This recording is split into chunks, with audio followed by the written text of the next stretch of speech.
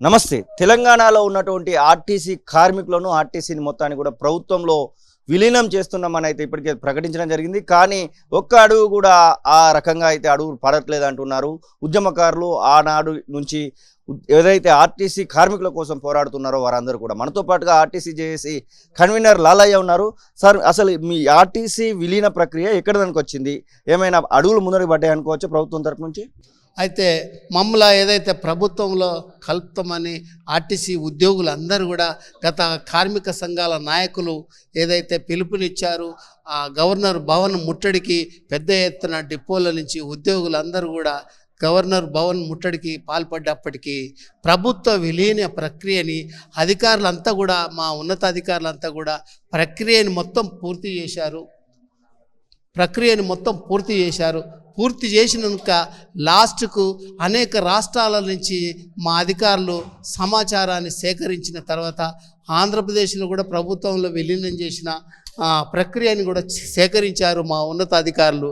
మరి లాస్ట్కి ఏముందంటే ఖాళీ ఒక జీవో ఇచ్చి విలీనం చేసేస్తే ఈ ప్రక్రియ పూర్తి అవుతుంది. అది చేయకుండా గత ప్రభుత్వం తాత్సారం చేసి మమ్మల్ని మోసం చేసి ఆ ప్రభుత్వం వెళ్ళిపోయింది. కాబట్టి ఆర్టీసీ కార్మికులందరూ కూడా గత ప్రభుత్వానికి కర్రు కాల్చి వాత పెట్టిర్రు. మరి కొత్తగా గౌరవ రేవంత్ రెడ్డి గారు ముఖ్యమంత్రిగా ఎన్నుకోవడం జరిగింది. ఆర్టీసీ ఉద్యోగులందరూ కూడా మద్దతు తెలపడం జరిగింది. కాబట్టి ఏదైతే 24వ పేజీల ఆర్టీసీ ఉద్యోగులని ప్రభుత్వంలో విలీనం చేస్తామని ఏదైతే మేనిఫెస్టోలో పెట్టిరో మేము 2 చేతులు పెట్టి దండం పెట్టి ఏం చెప్తున్నా అంటే ఈ ప్రక్రియని కంప్లీట్ చేయండి. మేము ప్రతి ఒక్క ఉద్యోగి ఎదురు చూస్తున్నాడు. ప్రతి ఫిట్మెంట్కు, ప్రతి డిఏకు, ప్రతి దానికి ఎదురు చూపులు అవుతూ ఉన్నాయి. సమ్మెలు, స్ట్రైకులు, అనేక ఆందోళనలు చేయాల్సి వస్తుంది. ప్రభుత్వంలో కలిపితే నెలకు జీతం వస్తుంది.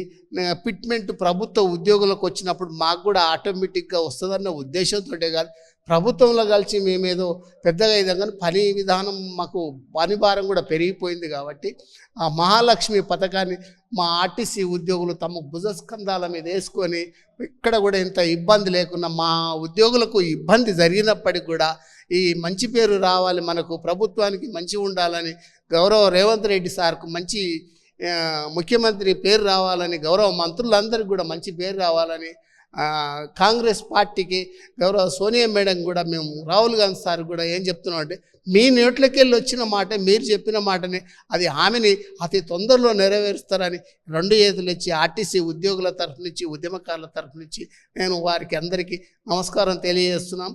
జై హింద్, జై గౌరవ్. ఇప్పటి వరకు అసలు ఎలాంటి కార్యక్రమం కూడా మొదలు పెట్టలేదా? అసలు ఆర్టీసీ ప్రభుత్వంలో విలీనం సంబంధించి కేవలం జీవో ఇచ్చి వదిలేశారా, అంతేనా?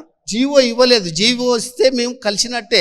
జీవో ఇవ్వకుండా గత ప్రభుత్వం ఏం చేసిందంటే కలిపేస్తున్నామని ఉద్యోగులందరినీ రెచ్చగొట్టి అప్పుడు ఉన్న పరిస్థితిలో గవర్నర్ భవన్కు డిపోలకన్నీ తాళాలేసి ప్రజలకు ఇబ్బంది పెట్టి ప్రజల్ని బస్సులలో ట్రావెల్ చేసి వాళ్ళ ఉద్యోగాలు పోకుండా బస్సులన్నీ ఆపేసి గవర్నర్ భవన్ ముట్టడి చేసి అంత చేసిందిగా.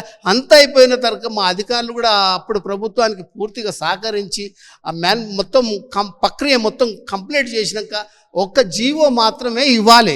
ఆ జీవోని ఇవ్వకుండా ఎలక్షన్లకు రావడం వల్ల ఆ ప్రభుత్వాన్ని మా ఉద్యోగులు నమ్మక ఆల్టర్నేట్గా ఆ ప్రభుత్వాన్ని ఇంటికి పంపించి కొత్తగా కాంగ్రెస్ పార్టీకి మేము మద్దతు తెలిపినాం.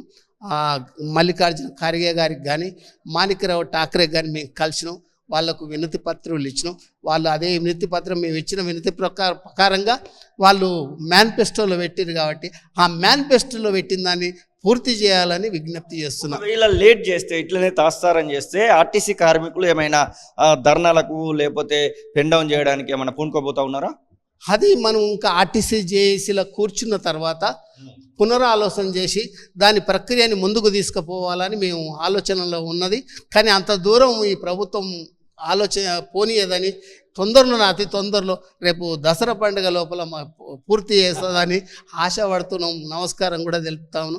అది కష్టం చేసేది ఎక్కడ కూడా మహాలక్ష్మి పథకం మహిళలు కానీ, పురుషులు కానీ బస్సులు రాత్రి పగలు అనేక కష్టాలు ఉద్యోగులకు మీరు అండగా నిలబడతారని మేము రిక్వెస్ట్ చేస్తూ ఉన్నాం. ఇది లాలయ్య చెప్తున్న మాటలు. ఖచ్చితంగా ఆర్టీసీని ప్రభుత్వంలో విలీనం చేస్తున్నట్టుగా జీవోను తీయాల్సిందేనంటూ మాకు సంబంధించినటువంటి ఫిట్మెంట్లు, మాకు సంబంధించినటువంటి పిఆర్సీలు అన్నీ కూడా ప్రభుత్వ ఉద్యోగులతో సమానంగా తీసుకోవడానికి మాకు అవకాశం కల్పించాలని అయితే వారైతే కోరుతున్నటువంటి సందర్భం. కెమెరా పర్సన్ సతీష్తో శ్రీనివాస్, తొలి వెలుగు, హైదరాబాద్. అసలైన తొలి వెలుగు. ఫాలో వాట్సాప్ @తొలి వెలుగు official.